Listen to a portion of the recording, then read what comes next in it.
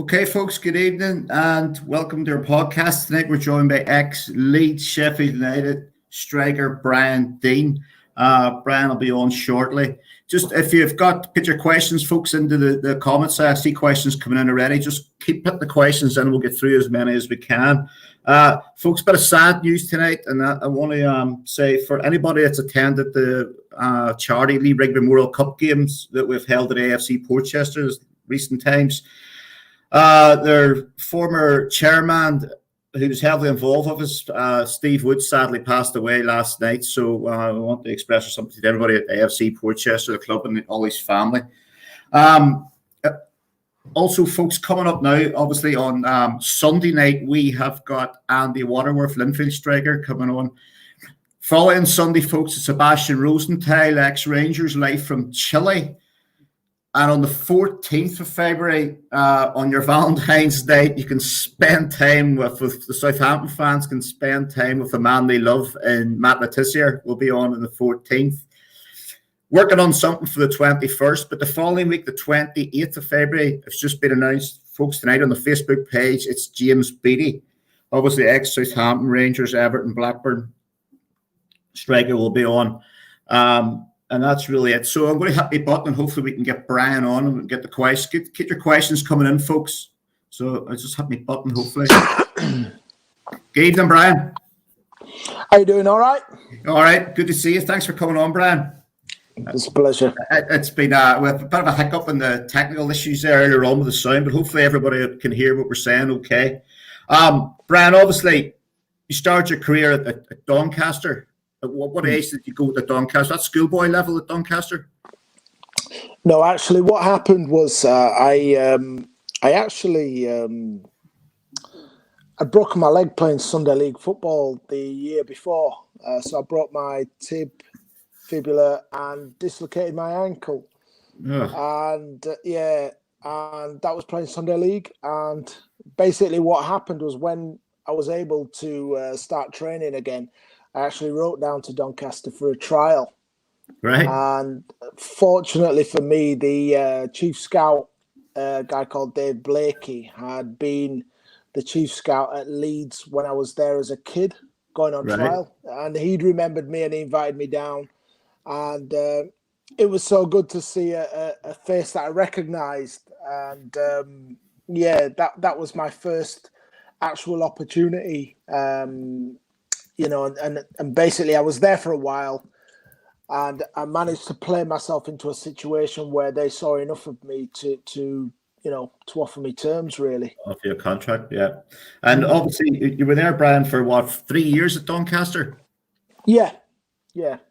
I was playing in the when I got there, Billy Bremner was the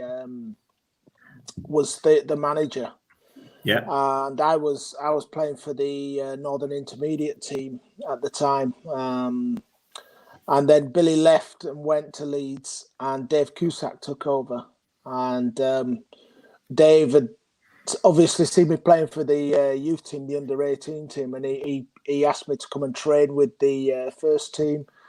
And I think it was just kind of being around the first team that he obviously saw something and he thought, well, I'll give him a chance. I have to say to this day, some of the lessons I learned under Dave, and I know Dave's not very well at the moment. He's probably, if I look back, people always say, you did well at such and such and such and such, but the influence that he had on me in terms of making me understand what coming into football was all about is probably, looking back at the end of my career and summarising it, I don't think without his kind of the way how he managed me, I don't think I'd have probably got an opportunity in the game, or I wouldn't have been understood, or people would have misunderstood me. So I was very fortunate to play under Dave Cusack at Doncaster, and they were tough, harsh lessons in those days. You're lucky if your manager didn't give you a bollocking. It was a tough school. This particular day, it was myself and two of the other young lads who were in the team at the time who usually copped for it at full time. And I remember we played Mansfield one day and we lost 1-0 coming at full time. And just on myself and another lad, Paul Holmes, had said, okay, who do you think's going to get it today? and I went in and he absolutely tore a shred off me. And I'm sat there and I'm thinking, I can't have been that bad, surely. And it really upset me that night. I went home and then I thought, I don't think football's for me. Right. And I went in the next day and I says, look, Gaffer, I says, I'm not sure this football's for me. I said, maybe I'm seeing a different game, but I don't know if I can handle. He said, listen, Brian, stop there. He said, I'm preparing you for what you're going to need, how you're going to need to be to get through. Yeah. He said, he said, George Foster, after the game, who was the manager of Mansfield, said, do you want to sell your centre forward? And he said, no chance. He says, he's going places, him. Now, I didn't know that. And, Dave said, listen, you need to be able to handle these situations. Yeah. And it was from that moment, really, that I kind of understood that, sometimes management's about kidology, but I know he had my best intentions at heart, which, that gave me so much confidence in knowing that, okay, you can take a bollocking and you're just meant to take it in the context of what it is. Yeah, yeah. But it's just, you say that, Brian, about I'm tearing shreds out of you. The modern young kids coming through now, do you think they would hack that? No. The way they're no. I mean, you have to understand that the at the time was very harsh. I mean, we used to get threatened with all sorts, and it's not just me. I mean, I remember hearing a story about a player at Nottingham Forest with Brian Clough, and he said, Cloughy apparently had bought this player. I won't name names, but he bought this player, and he come in at full time after a game, and he said, son, says, have you bought a house in the Nottingham area? and the lad said no. I said, well, I wouldn't bother. And the thing is, we'd grown, like after the game, the lads would have been out of there and really like choking to death laughing.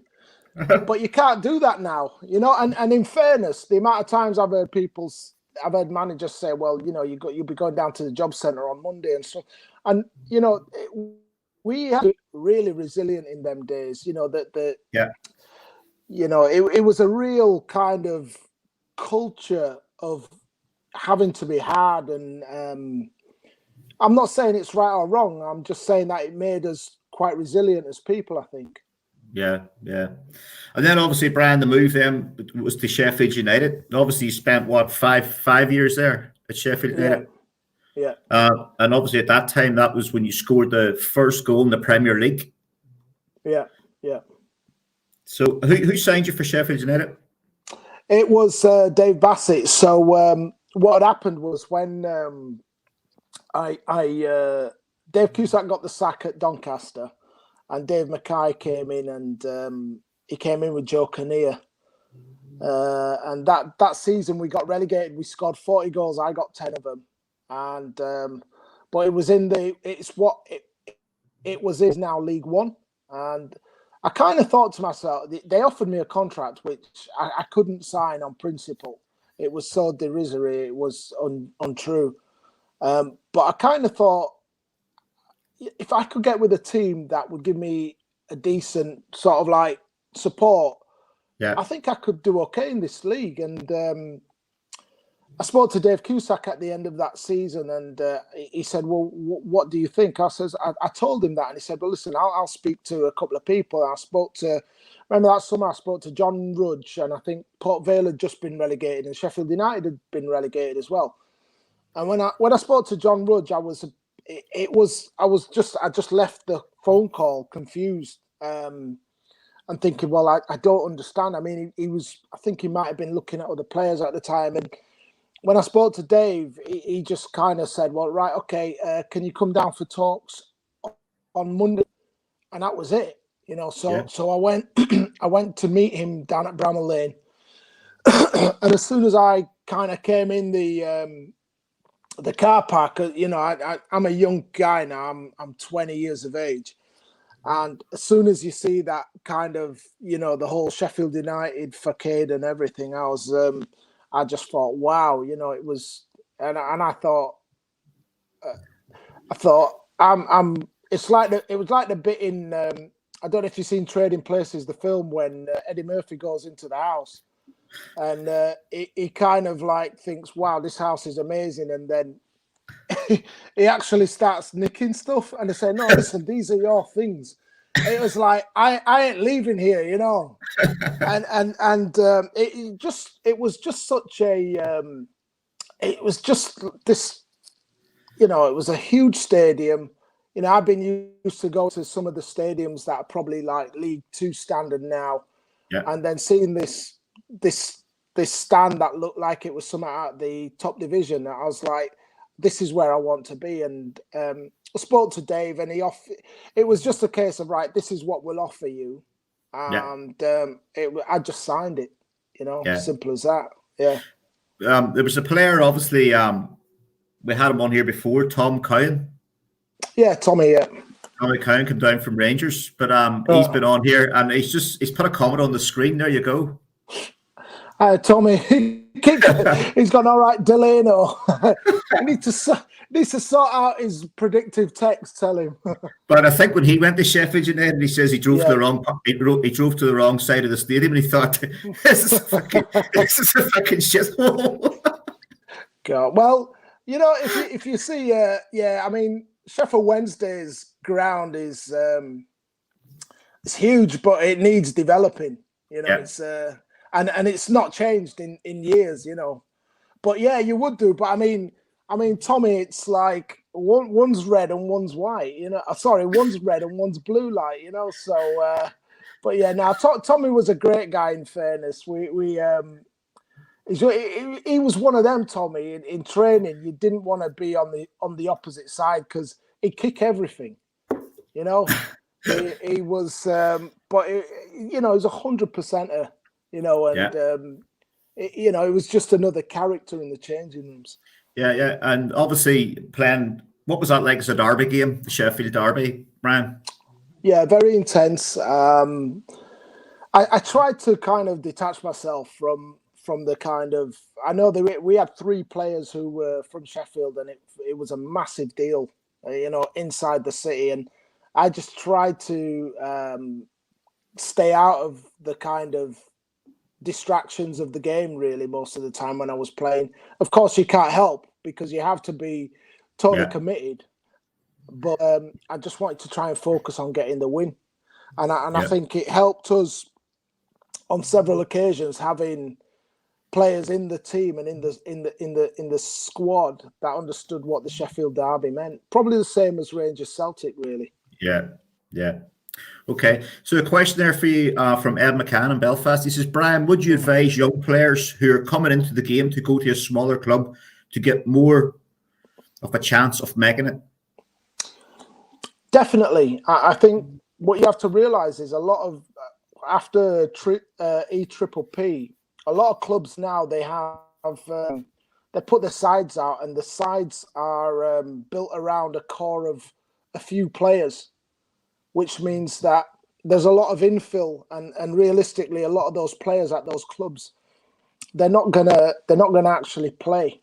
So I would definitely recommend that. I think the other thing is getting experience in real football is important. You know, I've watched academy games, and I've seen, you know, I saw them at one stage where you're watching the teams like Chelsea and Manchester City, and it's like a phase of play for them because the opposition haven't got the strength of players to be able to compete. Yeah. So you know, it just becomes an attack v defense situation, and I don't think, I'm not sure academy football fulfills what you need to be able to make the next step. Obviously, you look at players like Phil Foden, for example, and Yeah, he's an exceptional talent. But I would advise young players to try and get out and play as much football as you can at professional level as quickly as you can. Because the truth is, if you go to a smaller club anyway, the big clubs are going to be looking, and they're looking for characters as well as good players. So if you're yeah, going to make it, you're going to make it anyway. yeah. Okay.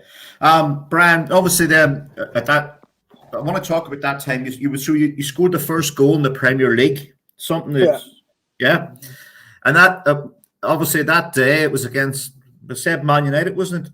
You scored two that day. yeah, Do you still yeah. dine out in that goal, Brian? Huh? Listen, don't get you far now. You can't buy, but you can. It's one thing getting a pat on the back. It's another one getting a free meal. Just doesn't happen nowadays.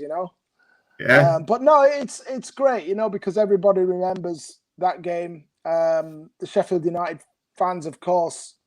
And every time the season starts, people talk about it. So it's great for me. It's kind of part of my legacy, I suppose. And I enjoy the good thing for me was that Manchester United actually went on to win the league quite comfortably that season, and they had a fantastic team. So to do it in the first game, the first goal was it was a set piece, like a header, and the second one was a penalty. yeah, So no, it's fantastic. yeah. Did you play under Neil Warnock at Sheffield United, Yeah, Brian? in the last spell I was at Sheffield United, Neil was the manager, and Oh,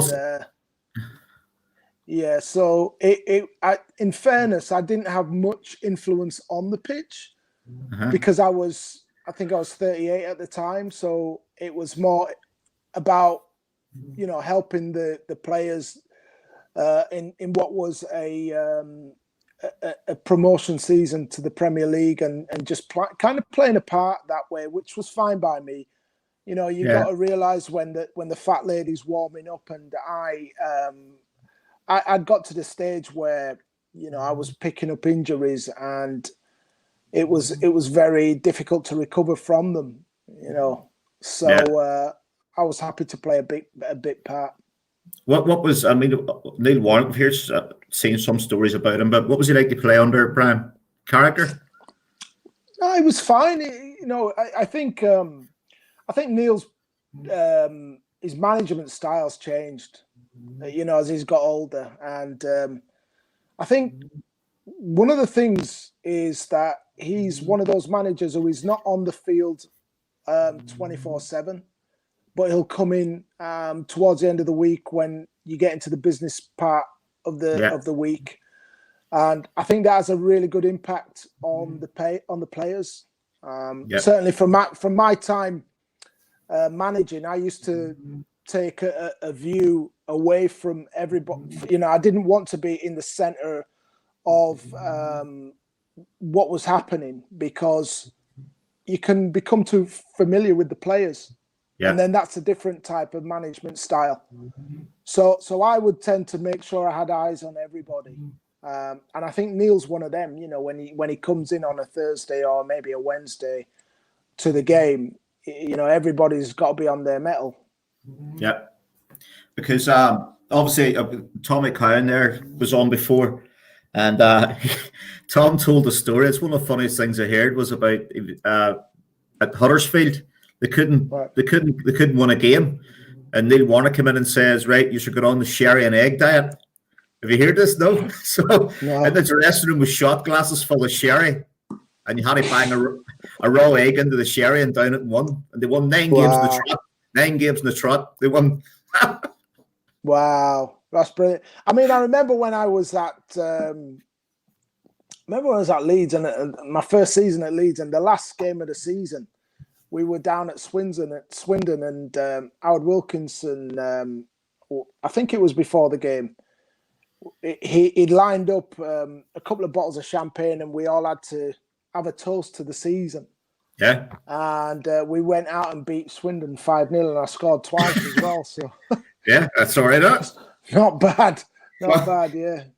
And big Clint Hill was on a couple of weeks ago too, and he says he loved playing under Neil Warnock, but he says Warnock would give the team on a Friday who was playing on the Saturday, and then they would go in the Saturday before kickoff. He would change the team, and somebody say, "Oh, what are you at, Gaffer?" And he says, "Well, the missus had a dream last night. If such a player plays," and he says, "Just change the whole team." Yeah. But I'd never heard of that one before. Well, that's what Clint Hill. So he told that on here. So obviously, and then it's back. You go to Leeds, then Brian from Sheffield. Then, so who signed you for Leeds? Was that Howard Wilkinson? It was, yeah. Was I had two choices. One was Sheffield Wednesday, and the other was wow. Yeah, I know. And the other one was Leeds United. I'm from Leeds anyway, and there was I actually was still living in the area, or I'd moved back to Leeds, and it was only one choice really, and I, if I'd have gone to Sheffield Wednesday, I had no desire to, but if I had done, you're having to start again, and the Blades would have never forgiven me, and I that was all part of. There's no way I could have done it anyway. Yeah. But Howard signed me, and 4 years. My first year was quite tough, I must say, because I went into the Cider record signing, and different style of play. Didn't sort of like hit the ground running. And at the end of that season, I remember I had myself and my brother had a bit of a set to an argument, and he said to me, you need to save some of that for some of the guys down there, because there were times where my brothers were coming down, they felt that I was being let down. You hear things in the stand, you see things on the pitch that I wasn't seeing, and I kind of had a look at myself and decided that the second season I was going to do all the things that got me to be who I was. Yeah. And that worked for me. I'd gone into a situation where I was trying to fit in with everybody, and I kind of, it wasn't me, I decided I was going to be the person I was, and I'd stopped doing things like when we were at Sheffield United. I mean, a lot of people don't know this, but that was, Dave Bassett was one of the, you talk about strength, conditioning, nutrition, all of these kind of things. Dave Bassett was the first one. I hear the Arsenal boys say about Arsene Wenger and all of this, but we were doing that. We were doing that because we had to be creative to compete. And there was the season that we had 4 points at Christmas, and Dave brought in strength and conditioning coach. We then looked at our diets, and we and what happened was we started to do weights. We started preparing a different way. Yeah. And I think we finished about 12th that season, and the prep, we were blowing teams away. We beat Spurs 6-0. We beat in those 2 years that I had there in the Premier League. We beat Spurs. We beat Chelsea 5-1. We beat Forest, Man. We beat every team. I think the only team that we didn't beat was Arsenal. But we'd started doing the strength and conditioning. We'd started doing all of those things, sports psychology, everything before anybody else had. But because we were a small club, it didn't sound sexy enough for the journalists and so on. I mean, the guy who used to do it was a guy called Ed Baranowski, and he was doing consultancy work at Manchester City, Bolton at the time. I think he was the one who introduced it to Sam Allardyce, for example.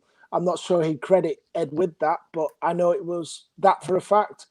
And a lot of other clubs, Nottingham Forest, loads of clubs. So that was where that started, and it really gave us maybe about an extra 10% because teams weren't doing it at the time. And we might not have been as talented as some of the teams, but we were running all over them, and teams just couldn't cope. With the kind of the effort and the fitness that we had at the time. Yeah, I went back to doing that on my own. I thought, what have you stopped doing? Yeah, you've come to Leeds. All of a sudden you think you made it, and I stripped back and I realised that I'd stopped doing all the little extra things. I started going back down to Don Valley in Sheffield on Tuesdays and Thursdays at 4:00 and doing one-to-ones with quick feet work and the ladder work, the strength, the weights and everything else. So that worked for me. In the end, what happened was all the other lads started coming down with me. Yeah. So when we were at Leeds that season, when we qualified for Europe, in the end there was about 7 or 8 of the squad who were coming down to train, and that was before anybody was doing it. So it was it was a great time for all of us. Yeah. There's a question there from Robbie Logan. Just when you talk about Leeds there, Brian, what was your most memorable game playing for Leeds? I would have to say the game where we qualified for Europe when we played Spurs down at White Hart Lane, and we both went in. I think we went in on the same point, so we had a point more than Tottenham, and whoever won the game would have finished 5th, and then was in the Cup as it was called at the time. So Teddy Sheringham scored first, and then I got the goal in the second half, and it's one of my favourite goals. I picked the ball up halfway in our half, and I just ran and ran. Got past about 3 players and smashed it in the goal. And I ran away, and I ran back to the halfway line. I was knackered, and all the players were chasing me. So that was definitely my favourite moment. It was the last game of the season as well. So, and it was the season that Jurgen Klinsmann was at Tottenham. Yeah. And he played in both the games. So no, it was that's the game that I always look back at, because it was, I felt I was in real good harmony with myself and my body and everything. Yeah. Brian, Leeds today, what do you think of the Leeds team current, where they are at the minute? Yeah, it's if I put my pragmatic head on at the beginning of the season, I said, people were asking me what I thought, and I was trying to be positive, but I was also, I didn't want to, I wanted to be honest, and I said they're going to be brilliant going forward, but they're also going to get caught out at the back, and it's come to pass. The teams in the Premier League are just too good to ignore. It's not like playing in the Championship. The teams in the Premier League are just too good going forward. The manager's got a way of playing, and to be fair, they're fantastic to watch. And I like watching them. And I suppose what you've got to remember is that Leeds needs an identity now that it's back up in the Premier League. Leeds needs to be one of the top 6 or 7 clubs, and they need a footballing style to reflect that, and they need the kind of icon that's come in to take them to the next level. If Marcelo Bielsa leaves the club, whoever comes in next is on notice that the fans won't accept anything less in terms of the style of football. It's an identity for the city, and I'm from Leeds, so I know that they won't accept mediocrity anymore. And I think for a number of years, while Leeds were in the League One and the Championship, they accepted mediocrity from managers. Some of the managers coming in couldn't even control the players, for example. And you can't have that with such a big club. Yeah. Did you not think Belize is a man to take them to the next level, no? Well, I think he is, isn't he? Well, you're chatting about top 6. It depends. I mean, look, it's not just about him. He's got a way. He likes to work with small squads. I'm not sure you can get away with that normally. I don't know what the players work very hard during the week. There are a lot of questions that people want answering. For me, I think that he's been a breath of fresh air. I think that the way how Leeds play has been fantastic. Will he have a more pragmatic approach? I'm not sure. I don't think that's him. And I think that the Leeds fans love what they're getting at the moment. If you ask a Leeds fan, would he rather win a game 6-5 or 1-0? Yeah. He wants to win 6-5 because Leeds has been away from the big time for far too long, and it's too big a city not to be represented at the top table. So, I think he can do whatever he wants to do here. If he wants to sign a 3-year contract, I think the club will give him a 3-year contract, and they'll listen to his plans. They'll provide support for whatever he wants. It's just depending on what he feels, I think. Yeah. Brian, obviously then you had Leeds, and then you had a spell out in Portugal with Benfica. How did that? I mean, you done one season in Benfica, was it? Yeah, 2 seasons. No, it was 1 season. I went there, and I'd always wanted to go and play abroad, and that was when that opportunity came. I was like, blimey, couldn't I have gone somewhere a little bit more incognito?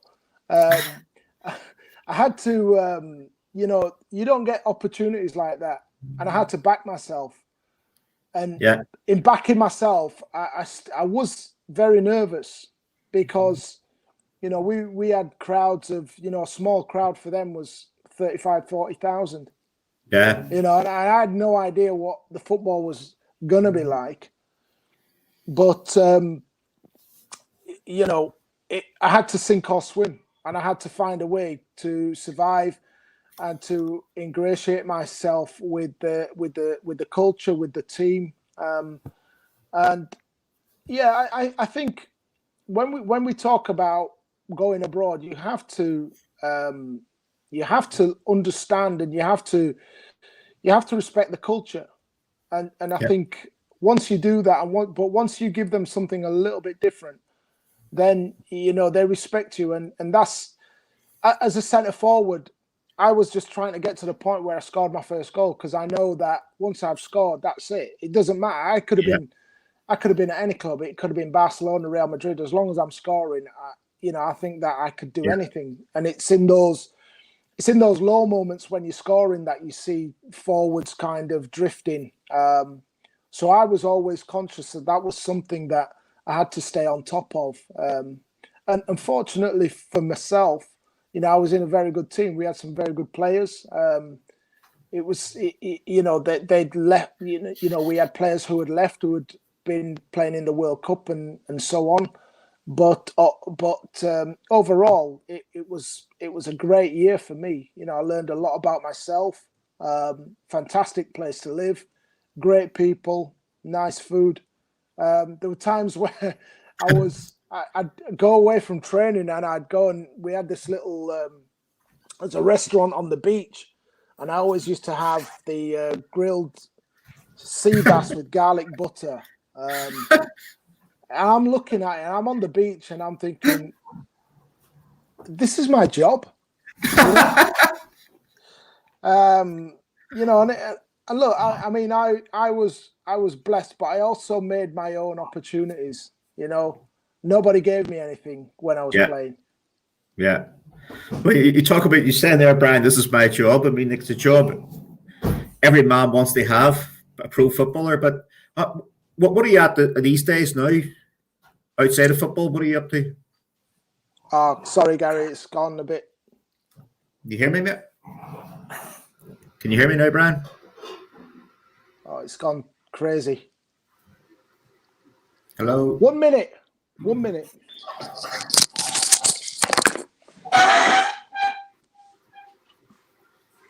Seem to have lost Brian there, folks. There's something wrong with his headphones. Just get your questions in, folks. I don't know if that's going to be better. Can you hear me now? Yeah. I hope it wasn't the printer. No, but chat, you said there about eating the sea bass and saying that was your job. outside of obviously you retired, left football now, but so what are you up to these days outside of football? So myself and a number of ex-professional footballers, we founded a company called Phoenix Sports and Media Group, and we kind of, a lot of it is to do with the transition from football for sports people. So we deliver short courses to football clubs. That's one of the things that we do. For us, our passion is about making sure the next generation don't have to incur some of the problems that our generation suffered with, exploitation, from, scrupulous agents, basically making sure that players can be accountable to themselves, so they have all the tools when they finish playing.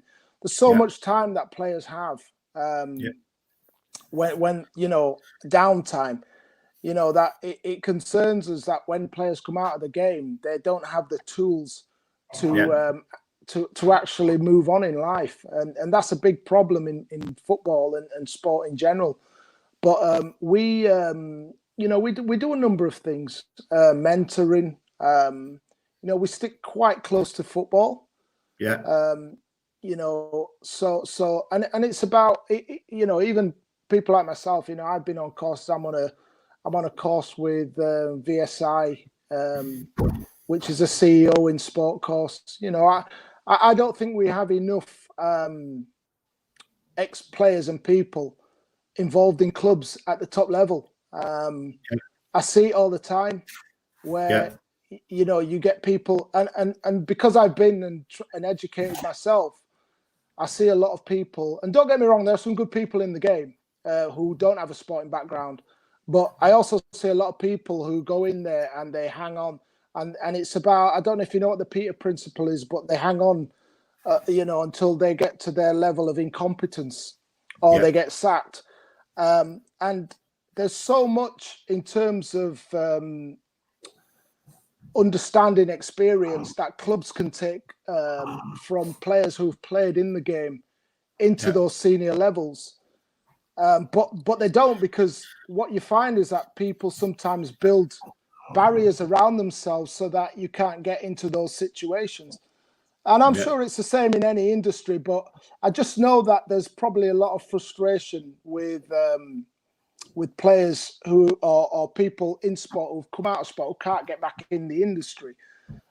So a lot of what we like to focus on is making sure that there are opportunities moving forward for ex-players. It can be money management. It can be all kinds of things. It can be social media. We're delivering to Liverpool, for example, to their alumni, which has gone down really well. And sometimes, it's about telling them about some of the lessons that we've had to endure during our careers. Do you think clubs could do more, Brian, for players to prepare them for when they do finish playing? I think the problem is that sometimes they don't know how to. And that's why we're now partnering up with a number of clubs, because there is a need, unless you've played, I remember, unless you've played, a lot of the time you don't understand the emotions that players go through. And that's not a criticism of anybody. It's just, it can apply to anything. But, I know what it's like when a centre forward's not scored for 10 games and he's going out in a local derby. It's not nice, and you have to become resilient, and you can't sort of like rely on somebody to help you, because they won't. So these are all transferable skills, and but not just in football. I mean, these things apply to normal business practices, and we kind of, I think the overriding message that we want to get out there to people coming out of sport is, look, you have got the tools to go into any business and survive. You just have to apply it and transfer it. Everything's transferable. And we just kind of, by empowering yourselves through education, it's very powerful, and it's something that I think that clubs need to jump on top of, because in some ways you can say they are accountable. I think the accountability comes when you pay players lots and lots of money and players don't understand the value of money. Yeah. And that's where the problems come. It's like you have to respect people who don't earn the kind of sums that you don't as a player. And unfortunately, lots of money with young people is it's not a good combination. But understanding how to look after your money and plan for your future is a good combination. Yeah. Okay, Brian. So obviously you had a spell after you were at Middlesbrough. How long did you play? How long did you play at Middlesbrough for? I was 3 years, 3 seasons. Yeah. Under who was the manager? Brian Robson, and then Steve McLaren came. So how do you find working under Steve McLaren? Next. I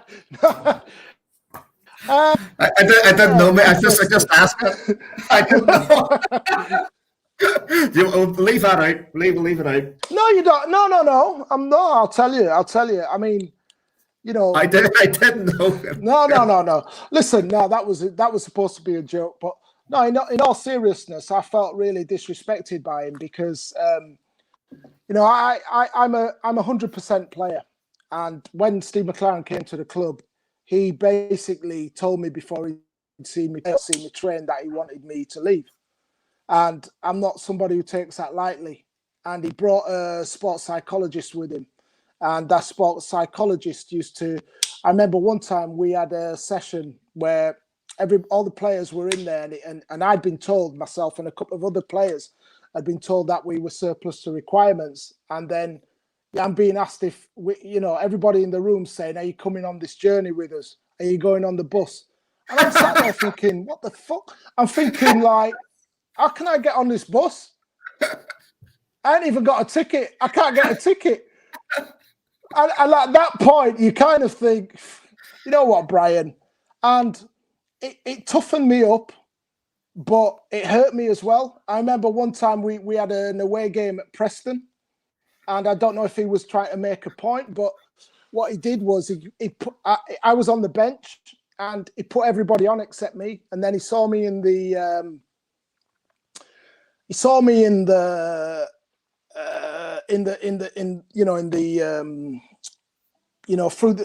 alleyway, in the change room. He went, "Oh, Brian, sorry, I didn't realize I didn't." And I thought, and at the time I was like, and I walked away and I thought, I felt humiliated.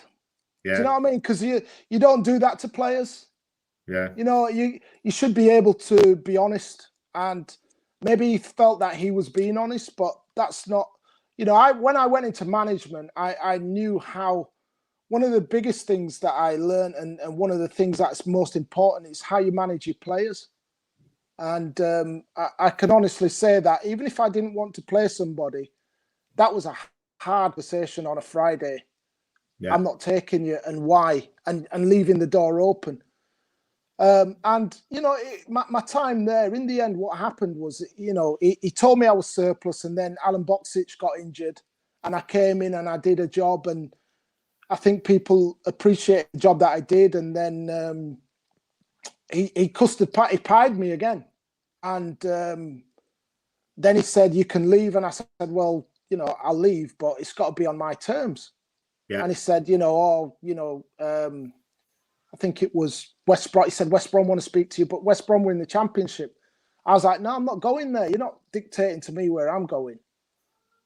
Because I still felt that I had something to offer in the Premier League. And so I ended up going to Leicester. I mean, Leicester got relegated, but we went back up. But I wanted to decide on my terms. I think the thing that summed it up for me, and which was totally out of character, was we did a bleep test one day. And I remember thinking that we started doing the bleep test, and usually it's like a real competition, and you want to win it. You want to show to everybody how proud and how fit you are.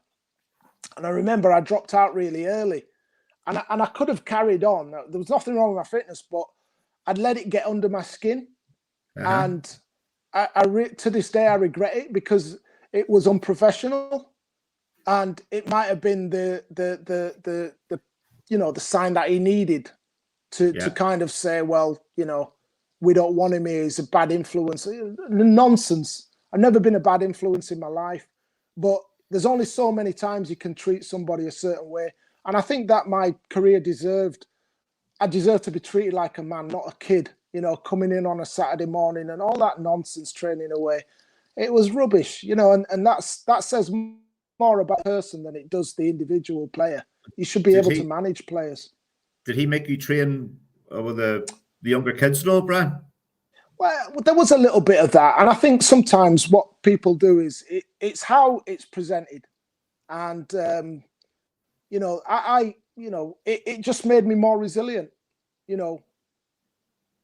Yeah. And it is what it is, and I say that I'm sat here and I'm telling you how it was. I'm not saying that I've always been the best player in the changing rooms and that I was unfairly treated whenever, but I'm saying that you can't treat people like that and expect them to respect you. Yeah, yeah, fair enough, Brian. And then obviously you got the move. You went to Leicester. Who was it took you to Leicester from Middlesbrough? Well, Dave Bassett was the manager there, so I went there, and Leicester was struggling at that point, but from the first day I got into that changing rooms, it was a brilliant place, brilliant atmosphere, great club, great squad. I mean, one of the funniest changing rooms I've ever been in. Some great characters. Andrew Impey, Frank Sinclair, Matt Elliott, Big Jerry Tiger. I used to call him the Kurgan from Lurgan. And he's some great characters. Ian Walker, Dennis Wise, Muzzy Is It, Jordan Stewart, who's still a good friend of mine. Yeah, it was a laugh a minute, and you can't help sometimes, but just kind of go in and look forward to going in. I had a little flat down there, not far from the ground, and just a nice place. But again, when you go somewhere, you've got to score goals, and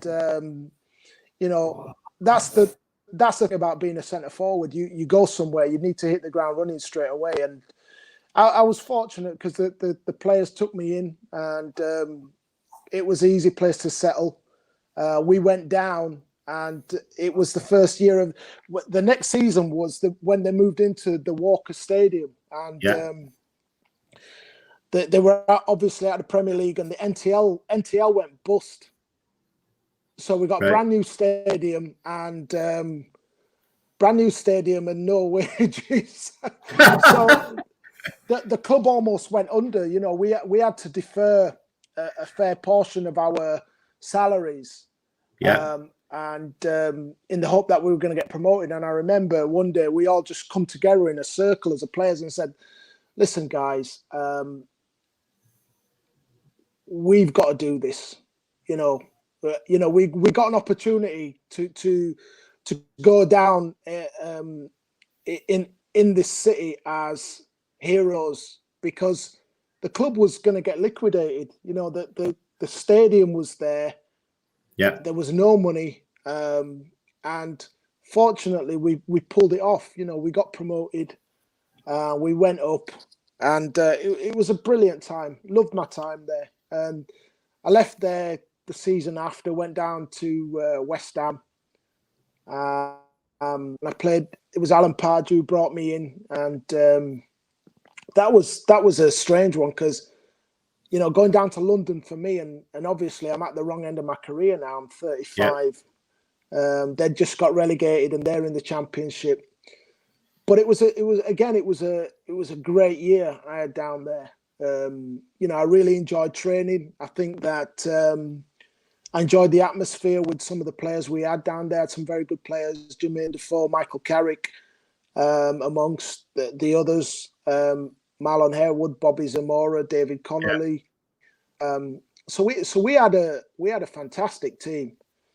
and it was a great year. I have to also say that Alan Pardew was the first manager, because I remember he was telling me that he's not giving me another contract, but he said to me, he said, have you thought about going into management? And I was like, well, you're just saying that to palm me off.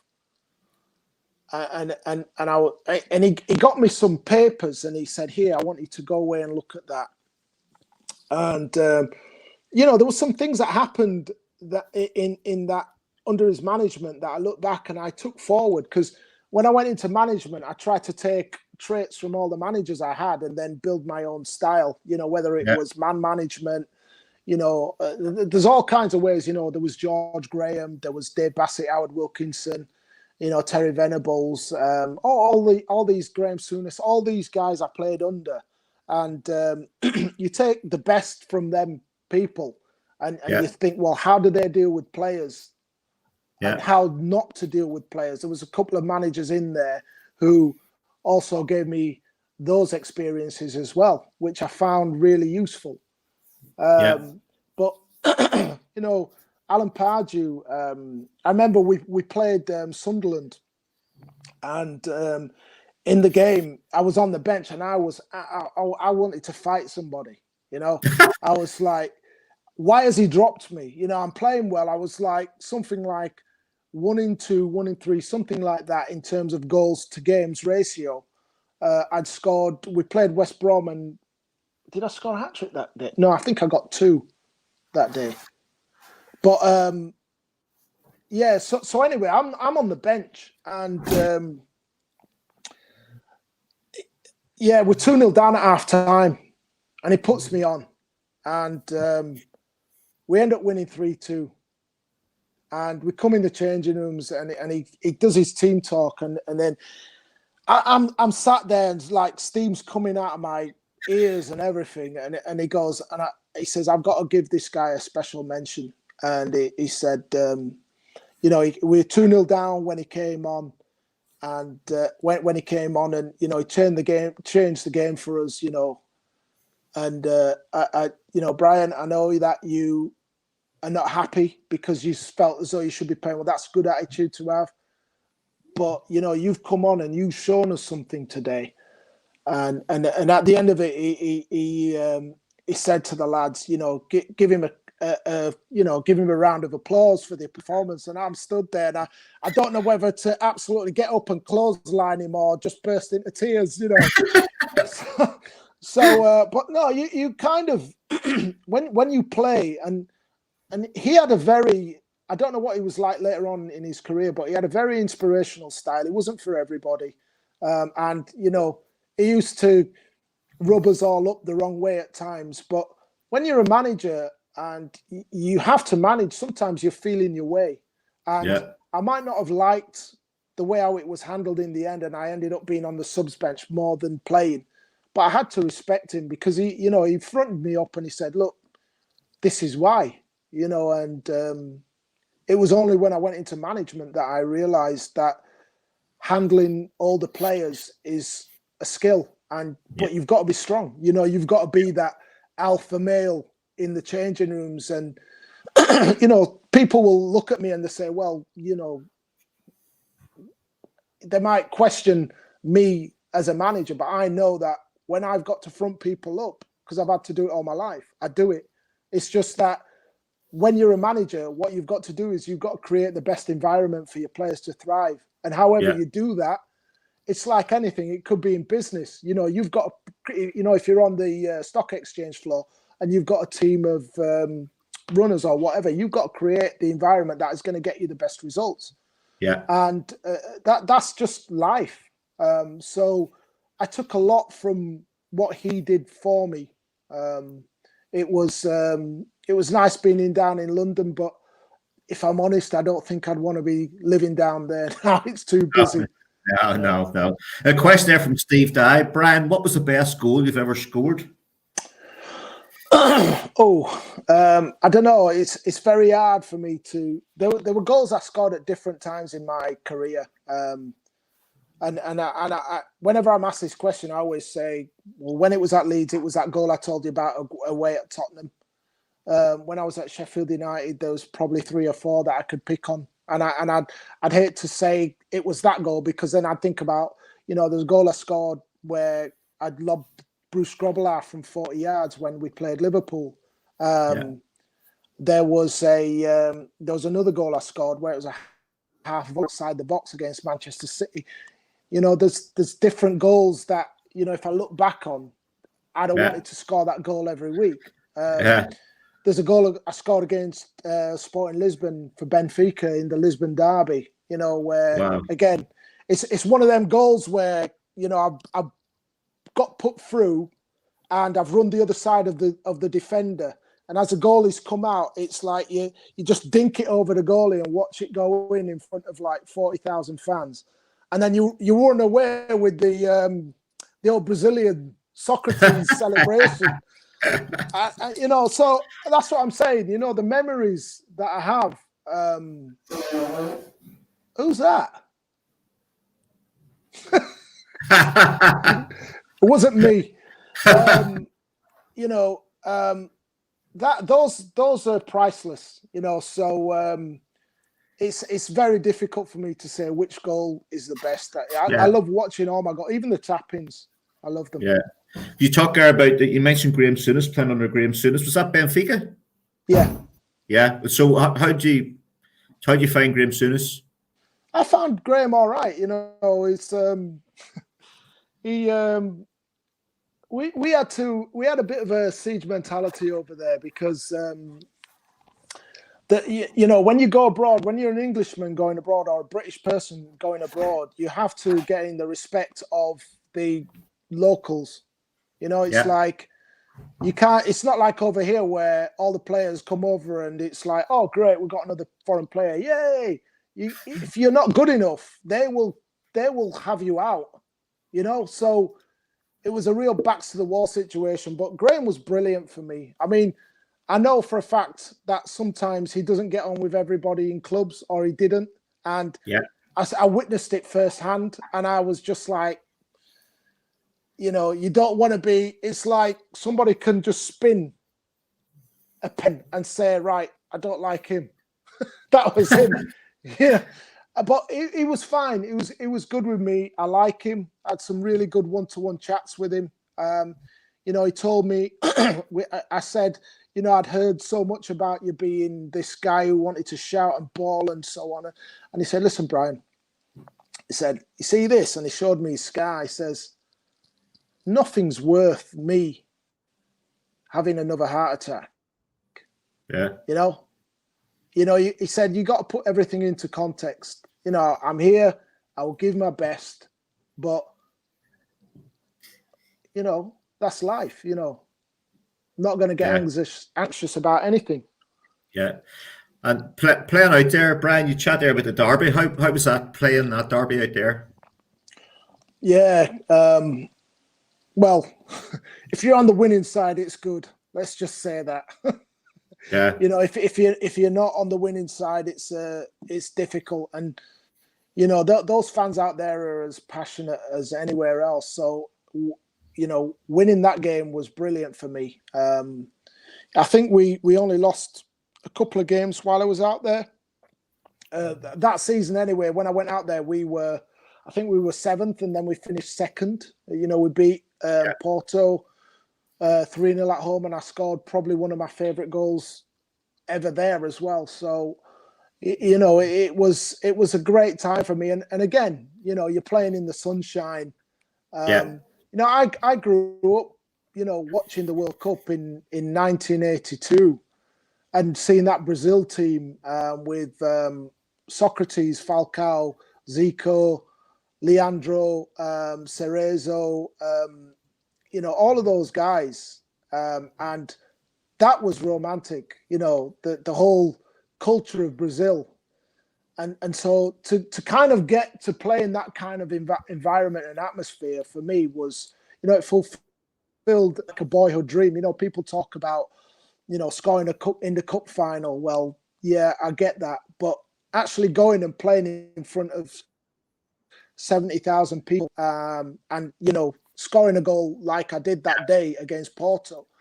It was like, this is what it must be like playing in a World Cup final. Yeah. There's a question there from Robbie Logan. Brian, I think you had a couple of caps for England. Who were they against, and how many caps did you get? Well, I got 3 caps. We had a Far East tour with England, and we went and I played twice against New Zealand. The other games were Australia and Malaysia, but I didn't play in those. And then I came back and we played Spain in a friendly in Santander, I think it was, and I played in that game as well. Was it a year or 2 years? I can't remember. But Alan, it was like, by that time, Alan Shearer was like, he was the guy coming through, and as we all know about Alan Shearer, he turned out to be pretty decent. So it was good to be in that kind of company, with Les Ferdinand, Ian Wright, Teddy Sheringham, obviously Shearer, all great players. And I think centre forwards in those days were different. You were the guy who was supposed to score the goals. And that was quite it made things quite anxious. If you weren't scoring, and then you'd go and you'd see that Alan Shearer gets a hat-trick and Ian Wright scored 1 and Les has scored 2 and so on. You're quite quickly down in the dumps. Yeah. Brian, playing, who? That's one of the questions that's not on the screen. Who's your favourite strike partner you played with? It's a difficult one. And again, it's like the question I had before. It's different times. For different reasons. Tony Agana at Sheffield United was, it was an unbelievable partnership that we had. We scored 60 goals one season between us. When I went to Leeds, it was Tony Yeboah, Rod Wallace. Rod's still one of my best friends. Alan Boksic at Middlesbrough. So I've been. I suppose, if I was about to say, I've been blessed to play with some great players, but some great players have played with me as well. Brilliant. And another question, Brian, was who, like saying they're lined up in the match, who did you hate playing against, as in who did you think, oh fuck, here we go again? It's going to be rough. To be honest, I wasn't really that bothered about me. Gary Pallister was one, because Gary Pallister was the kind of guy he was tall as me.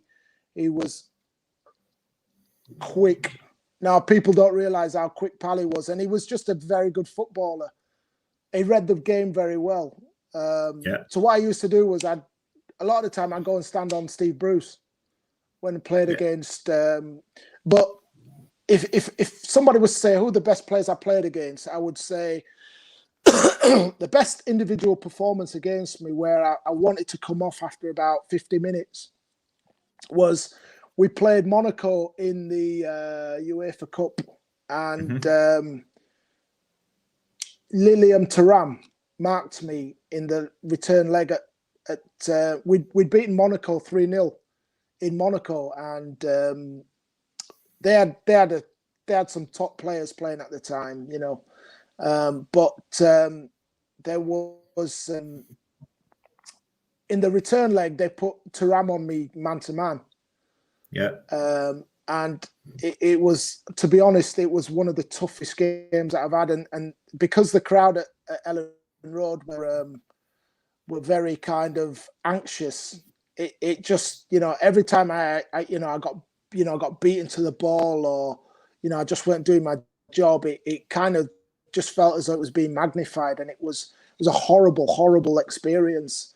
But it was a pleasure to play against him. And after the game, I had the choice out of Thuram and Emmanuel Petit to change shirts with Thierry Henry on the bench. And I got Thuram's shirt still, and it was like, I mean, I don't know what he's doing now. He's probably washing his car with it, but it was it was one of those where I just got humbled completely. In terms of players who I kind of thought, there were some players who you could play against and you wouldn't even have to think about it until the Saturday morning. But Sol Campbell was always a tough opponent because he was very strong. It was quick. It was decent in the air. So he was tough to play against. Probably some of the players you wouldn't even think about.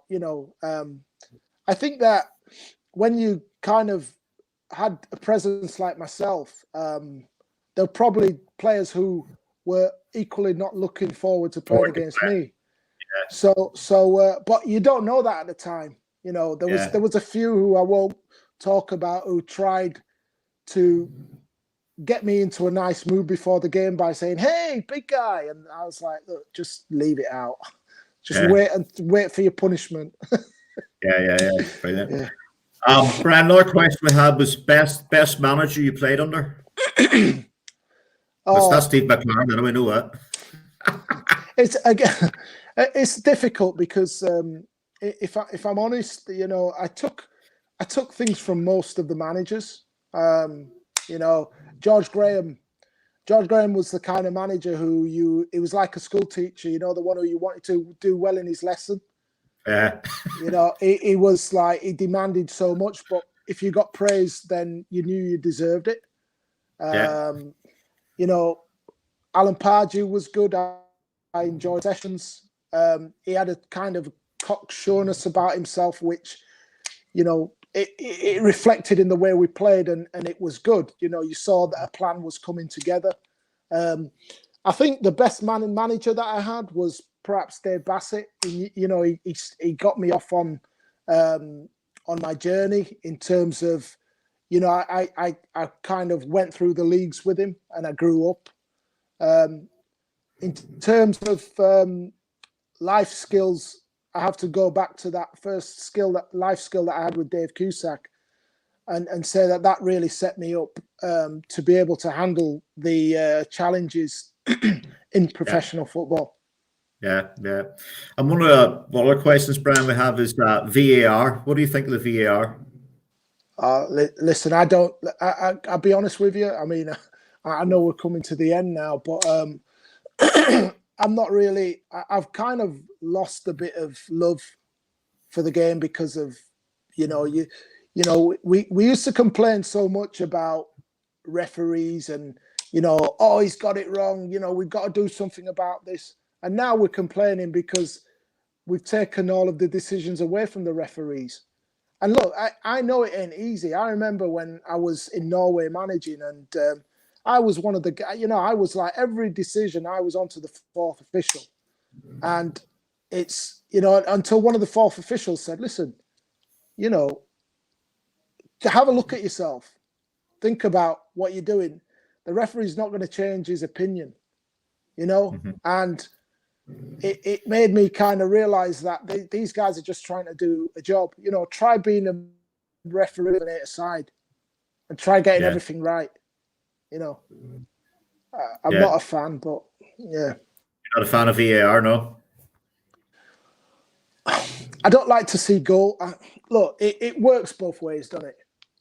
But I just think it's another talking point for people who, don't understand what it's like to be on the pitch, and you watch hard work just kind of go through its fingers, and because you're kind of like a toenail offside and stuff. It's not for me. I like the human interaction element. Yeah. Okay, Brian. Well, that's it, mate. You've given us an hour of your time. We're very appreciative of that. Thank you so much. And hopefully you do me a wee favour and you'll ask Rod Wallace to do me a podcast. Because he just ignores the text messages, man. He doesn't answer. Listen, you got to respect the guy. He'll come when he's ready. You know what I mean? Yeah. I know. Okay, Brian. All right. Thanks very much. Nice one. Good night. Okay. Thank you. Bye-bye. All right. Bye-bye. Okay, folks, that was Brian Deane. So obviously, Brian and Steve McLaren never really got on after listening to that. Folks, Sunday night is Linfield striker Andrew Waterworth, and then next Sunday the 7th February. It's ex-Ranger Sebastian Rosenthal. So that's it, folks. We'll see you on Sunday night. Good night.